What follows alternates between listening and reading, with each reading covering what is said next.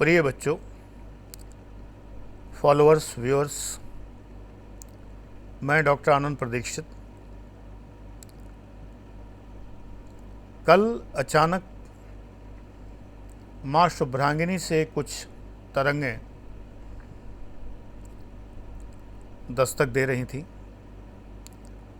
माँ शुभ्रांगिनी मेरे लिए वे परम ब्रह्म हैं स्त्री स्वरूप में, और उनके काउंटर पार्ट संगीत के अधिष्ठाता साम हैं। दोनों का सम्मिलित स्वरूप ही परम ब्रह्म है मेरे लिए। ये कल्पना शास्त्रों पुराणों में नहीं है, मेरे मस्तिष्क में है, और मैं इनका कोई संप्रदाय नहीं चला रहा, ना ऐसी कोई मेरी इच्छा रही कभी। सीधा सरल सिद्धांत मेरा, एक परम ब्रह्म है जिसके दो स्वरूप होते हैं, स्त्री और पुरुष। उनकी समस्त रचना है, हम सब उसके पुत्र हैं। आप भी ब्रह्म स्वरूप ब्रह्मपुत्र हैं। आपको आपके पिता से मिलने के लिए न मेरी ज़रूरत है, न किसी ब्रोकर की, दलाल की ज़रूरत है, न किसी ब्रांडेड बाबा की योगा की ज़रूरत है। योग नहीं कहते लोग, योगा।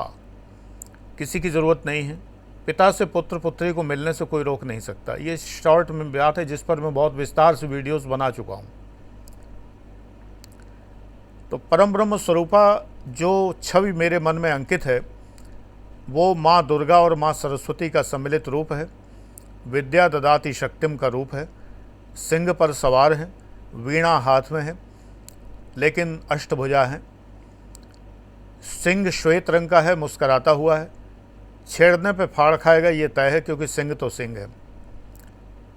आज के ज़माने में यही व्यक्तित्व आपका होना चाहिए, इसीलिए मेरे मन में ये छवि उनकी निर्मित हुई है। तो माँ शुभ्रांगिनी एक कई महीनों से बुधवार का जो उनका दिन था उस पर अवतरित नहीं हो रही थी। मैंने माँ से प्रार्थना भी नहीं की कि आप अवतरित होइए। सामान्यतया बुधवार के दिन कुछ विशेष एक मेरे मन मस्तिष्क में कुछ एक ठंडी बयार रहती थी, फिर सभी दिनों में रहने लगी। तो मुझे लगा कि माँ जो हैं अपने पुत्र के साथ आ चुकी हैं रहने के लिए। जैसे गांव से माता पिता आ जाते हैं हमारे यहाँ रहने के लिए, कितनी प्रसन्नता की बात होती है। गणपति बप्पा को ले आते हैं हम घर रहने के लिए, तो माँ आ चुकी हैं। पहले जिक्र भी किया है मैंने, कुंडलिनी जागरण का भी जिक्र किया है। मुझे वही सब अनुभव होते हैं, लेकिन कल उससे भी ऊंचा एक अनुभव हुआ। होता रहा। फेसबुक पर कुछ पोस्ट की, उसके बाद भी होता रहा। रात्रि में ठीक से सो नहीं पाया, क्योंकि वो अनुभव बहुत अद्भुत था। और कोई होता तो डर जाता। जब ऐसा अनुभव होता है तो मैं एकांत पसंद करता हूँ, परिवार के साथ नहीं, अपने रिट्रीट में रहता हूँ। ये मेरा रिट्रीट है जहाँ मैं बैठा हूँ, रिट्रीट है ये एकांत सेवन का। यहाँ ना मैं किसी से नहीं मिलता, ना किसी को बुलाता हूँ। ये पहले कोचिंग का हॉल था, अब ये मेरा अध्यापन कक्ष है, अध्ययन कक्ष है, विश्राम कक्ष है, ध्यान कक्ष है, साधना कक्ष है, आराधना कक्ष है, सब तरह का कक्ष है ये। और यहाँ मैं अकेला रहता हूँ। तो मैंने रात्रि विश्राम यहीं किया। एकदम चारों ओर का जो एक पवित्र वातावरण है, ऊर्जस्वित वातावरण है उसके अंदर। तो ऐसे में सोना कहाँ। जो अद्भुत अनुभव हुए, जागते सोते के बीच की अवस्था, और निरंतर माँ के चरणों में बैठकर उनकी बातें सुनना। उनका रूप जो मेरी कल्पना में है, जो मैंने निर्मित किया, वो तो है ही है। अब जब हमें कोई नहीं दिखता है तो हम उसका रूप निर्मित करते हैं ना, वरना मेरी क्या मजाल में परम ब्रह्म को निर्मित थोड़ी करूँगा। उनकी छवि को निर्मित किया। जैसे मेरी नानी के समय में, दादी के समय में फ़ोटोग्राफ़र नहीं होते थे कि जो फ़ोटो खींच लें। होते भी थे तो बहुत महंगे थे, हम लोग अफोर्ड नहीं कर सकते थे। तो नानी की कोई फ़ोटो नहीं है, तो हम कल्पना कर लेते हैं कि नानी ऐसी थी। ऐसे ही परम ब्रह्म स्वरूपिणी माँ शुभ्रांगिनी कोई फ़ोटो नहीं है तो मैंने कल्पना कर ली है कि ऐसी हैं, और मेरी बिटिया काव्या ने उसे एक रूप दे दिया है, फ़ोटोशॉप करके बढ़िया सा बना दिया है, सुंदर सा चित्र फ्रेम करा दिया, मैंने मंदिर में स्थापित कर लिया है। हम मनुष्य इतना ही कर सकते हैं, इससे ज़्यादा बुद्धि हमारे अंदर कहाँ है? यही तो बात है ना। तो उस रूप के अलावा जब माँ अवतरित होती हैं तो अपने साथ माता के जितने रूप हैं वो ले आती हैं। जैसे 16 मातृकाएं कहा जाता है ना, जब पूजा करते हैं तो 16 मातृकाओं की भी पूजा करते हैं, 16 माताओं की। वो रूप नहीं, मेरे जीवन में जो माताएं रही हैं उनका रूप साथ में ले आती हैं। जैसे कि मेरी माँ, मेरी पत्नी की माँ, ऐसे ही जो माता स्वरूप जितनी स्त्रियां हैं जिन्होंने मुझे अखंड प्रेम दिया है, स्नेह दिया है, वो सभी माताएं माँ शुभ्रांगिनी के साथ बीच बीच में एक चमक के तौर पर दिखाई देती रहती हैं, जो इस संसार में नहीं है। कोई भी हो तो एकांत में डर जाए, उसे लगे कि बहुत भूत प्रेतों ने घेर लिया है। ये तो बड़ा अद्भुत अनुभव होता है कि जो लोग हमारे बीच नहीं हैं, इस संसार से जा चुके हैं, वे हमें अपने चारों ओर महसूस हों और बड़े प्यार से महसूस हों, बड़ा दुलार करें। ये तो बहुत अद्भुत आनंद है। भय की क्या बात है इसमें? फिल्मों में दिखाते हैं कि किसी व्यक्ति की मृत्यु हो चुकी है और वो अचानक आ जाए घर का कोई व्यक्ति, लोग डर जाते हैं, भूत भूत करके भागने लगते हैं हकलाते हुए। अगर ऐसा हो जाए तो ये तो बड़ी प्रसन्नता का अवसर होगा कि जो चला गया है वो आ जाता है, तो ये तो प्रसन्नता का अवसर होता है। निर्मल बाबा एक बार कह रहे थे कि उनके रूप बदल जाते हैं, वो वैसे नहीं रहते हैं जैसे हमारे होते हैं। जैसे हमारे माता पिता हैं, वो हमें प्यार करते हैं, स्नेह करते हैं, लेकिन जब वो दूसरे लोग चले जाते हैं तो वहाँ के नियम अलग होते हैं, वो हमें सता भी सकते हैं। बहरहाल निर्मल बाबा तो भाई पहुँचे हुए बाबा हैं, ज़्यादा ही पहुँचे हुए हैं, मैं क्या कहूँ। लेकिन मैं तो चित्र रखता हूँ। उन्होंने तो मना किया कि चित्र मत रखिए माता पिता का, मैं तो रखता हूँ। मेरे पूजा गृह में माता पिता का चित्र है और वो अजस्र वर्षा करते हैं प्रेम स्नेह की, और यहाँ जो कुछ है वो सब उनकी कृपा से है। वही उर प्रेरक हैं, हृदय प्रेरक हैं, मस्तिष्क प्रेरक हैं, उनको मैं कैसे न रखूं। तो मैं बहुत सी बातें तमाम बाबाओं की नहीं मानता हूं, शायद मैं उतना पहुंचा हुआ नहीं हूं इसलिए मैं नहीं मानता, लेकिन मुझे अच्छा लगता है जो मैं मानता हूं, और तुम्हें भी वही सिखाता हूं जो तुम्हारे लिए मुफीद हो, फ़ायदेमंद, जो तुम्हारे लिए अच्छा हो, वही तुम्हें सिखाता हूं। कल माँ छुट्टी के मूड में थी। मेरी माँ जब कभी उन्हें छुट्टी का मन होता था, छुट्टी को वो करती क्या थी, कोई नौकरी थोड़ी करती थी, लेकिन जैसे उनका मन बड़ा हल्का हल्का सा होता था तो वो कहती थी घुमा लाओ। कार के आगे की सीट उनके लिए रिजर्व थी, वे सुशोभित होती थी हमेशा। हम लोग मार्केट करने, बाज़ार करने जा रहे हैं तो कार खड़ी करके, और वो ज़माना था कि इतनी ग्लोबल वार्मिंग नहीं थी, एसी चलाने की ज़रूरत नहीं पड़ती थी, कारों में एसी भी नहीं होते थे, गिनती की कार थी, एक आध मारुति 800 एसी वाली बड़ी मुश्किल में दिखाई देती थी कहीं ना कहीं। तो कार खड़ी कर दी, खिड़कियां खुली हुई हैं, और किसी होटल वाले से बोल दिया तो उनको लस्सी या कुछ भी खाने पीने की चीज़ें वो पहुंचा देगा। हम लोग बाज़ार हो आते थे, वो वहाँ बैठी बड़ी खुश होती थी, उन्हें बड़ा अच्छा लगता था। उनके लिए ये बहुत ही एक अद्भुत क्षण होते थे कि जब वो कार में आगे की सीट पर बैठ के उनको मनपसंद चीज़ें खाने पीने को मिलती थी, या किसी तीर्थ यात्रा वगैरह पे जाती थी, बड़ी खुश होती थी, बहुत प्रसन्न था। ऐसी ही माँ शुभ्रांगिनी कल मुझे प्रसन्न दिखी, छुट्टी के मूड में थी। बच्चे बैठ के पैर हिलाते हैं, जैसे चारपाई पे बैठ जाते हैं, पैर ऐसे ऐसे हिलाते रहते हैं, ऐसी माँ कल पैर यूँ हिला रही थी, ऐसे ऐसे करके शरारत के मूड में थी, और बार बार कह रही थी तेरे कान खींचने पड़ेंगे, बीच बीच में परेशान क्यों हो जाता है।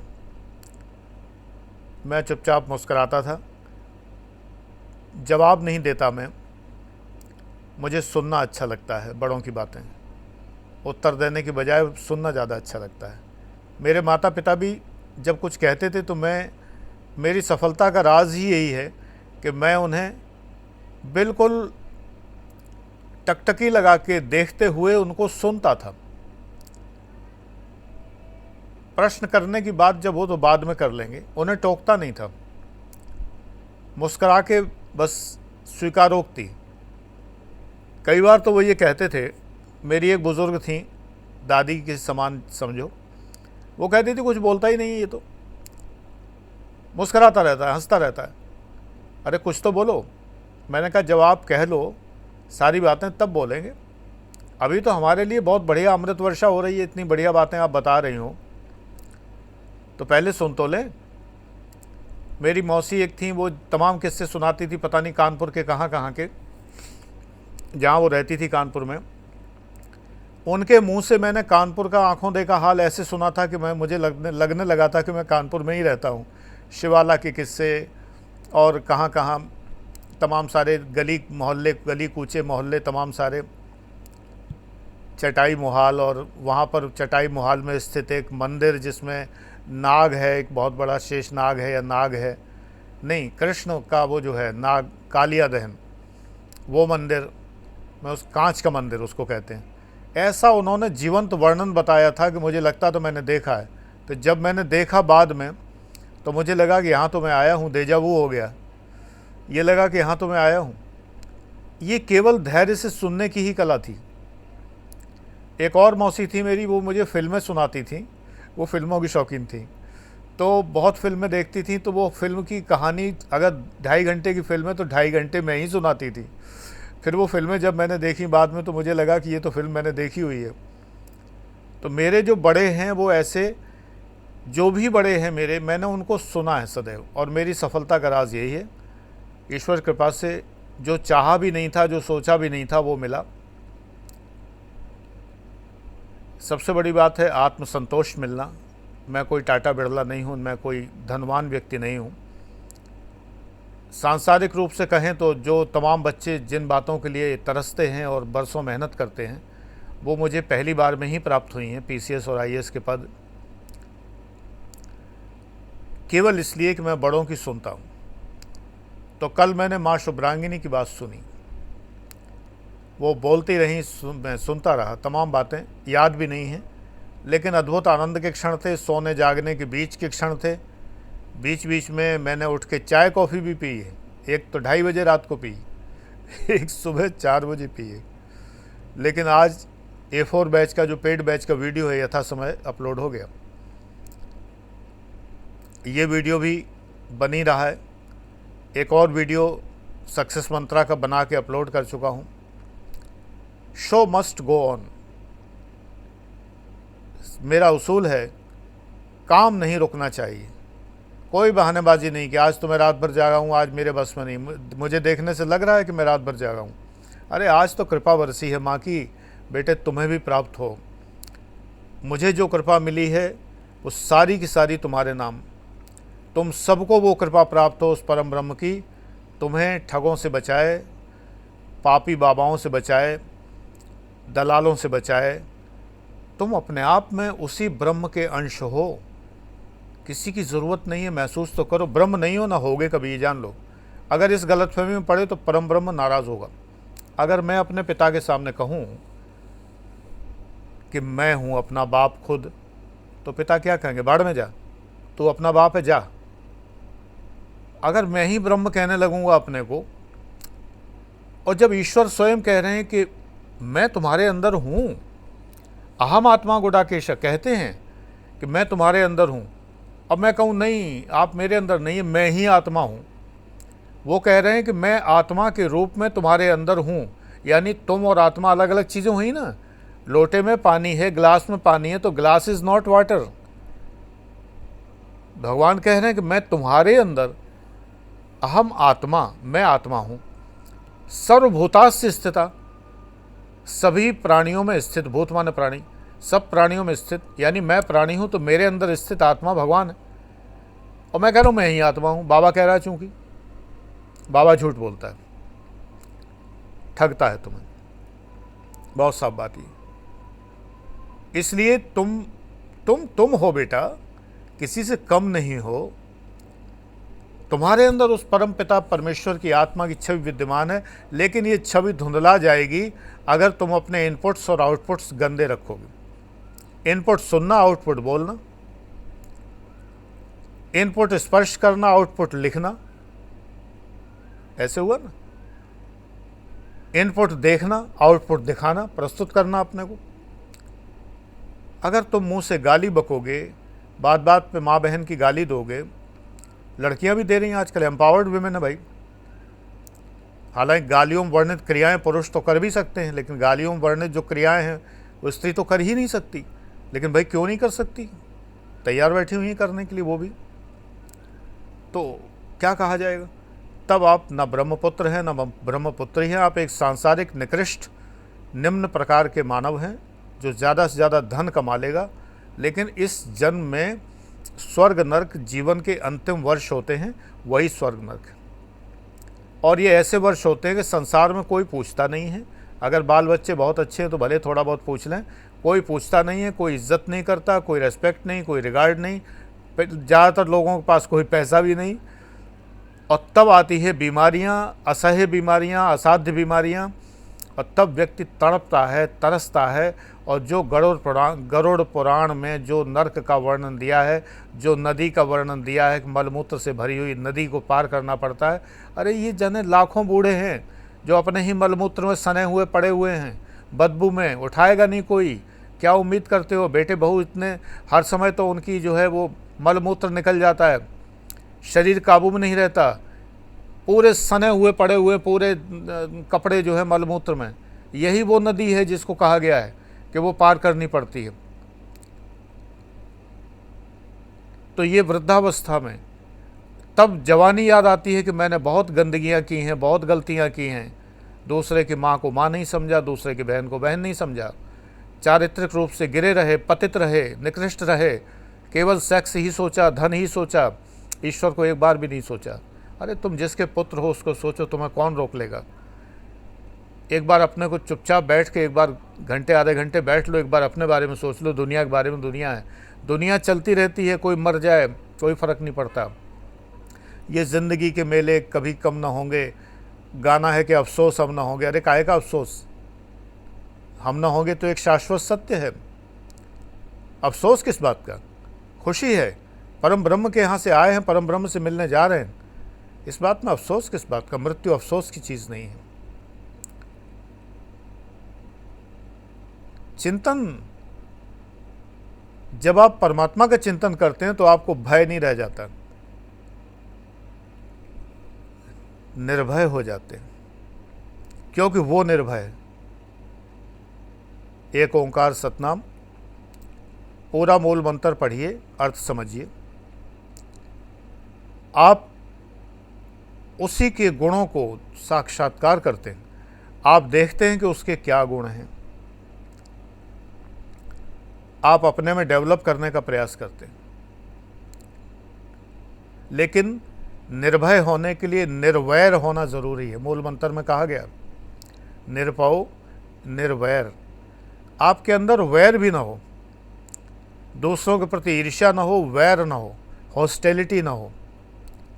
मैंने कहा ना कि इनपुट सही, आउटपुट सही, फिर देखो कितनी तरक्की होती है। ऐसे ऐसी दुर्लभ चीज़ें पाएंगे जो कभी सोची नहीं होगी। लेकिन आपको तसल्ली नहीं है बेटे।